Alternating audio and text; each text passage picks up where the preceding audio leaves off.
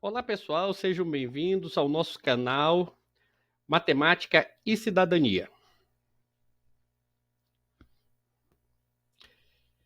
Hoje será a nossa primeira aula sobre as medidas de dispersão e variância.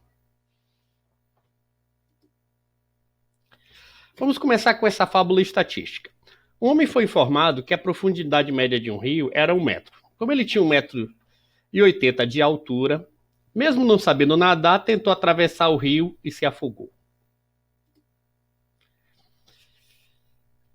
Há situações em que as medidas de tendência central, média, moda e mediana são insuficientes para tomar as melhores decisões. Neste caso, o caminho para ter as melhores informações são as medidas de dispersão e variância. Como no exemplo anterior, que você viu que ele se baseou na média e tomou uma decisão errada. As medidas de dispersão e variância são essas aqui: amplitude total, desvio médio, variância e desvio padrão. Voltando à fábula. Outro homem, sabendo do ocorrido, perguntou aos moradores: qual a maior profundidade deste rio? Responderam 3 metros. Ele, sem perceber, utilizou a medida de dispersão mais simples, a amplitude total. Que é o quê? A diferença entre a maior medida e a menor medida. Como nas margens você tem profundidade 0, e a maior profundidade é 3, então 3 menos 0, 3. Então, a amplitude total é de 3 metros. Logo, não dá para atravessar sem saber nadar ou de barco. Outro problema. Um pai resolveu dar um prêmio de R$ 500 ao filho, com o melhor desempenho escolar. Mas no final do ano, Sandra e Paulo obtiveram nota 6,5. Com base nas notas abaixo, qual pode ser considerado o melhor aluno? Aqui estão as notas de Sandra: 6, 7, 7, 6. E as de Paulo: 3, 7, 5 e 8. Então, quem teve melhor desempenho?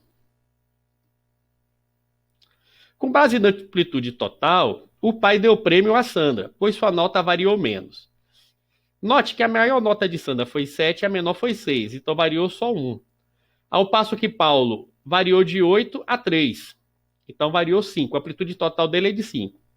Olha, se ele está tendo uma variação maior, significa que tem unidade que ele brinca e tira a nota baixa, e na outra unidade ele tira uma nota bem alta para recuperar a anterior. Ou seja, ele tirou uma nota 3 para justamente recuperar tirou 8 justamente para recuperar essa nota 3. Então, quem estudou o ano todo foi Sandra. Então, quem merece o prêmio é Sandra. Outro problema interessante. Uma empresa vende sapatos e está interessada em investir em 2 países, Olintistão ou Santistão.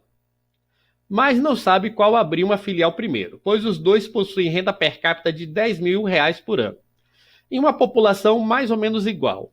Como decidir? Alguma sugestão?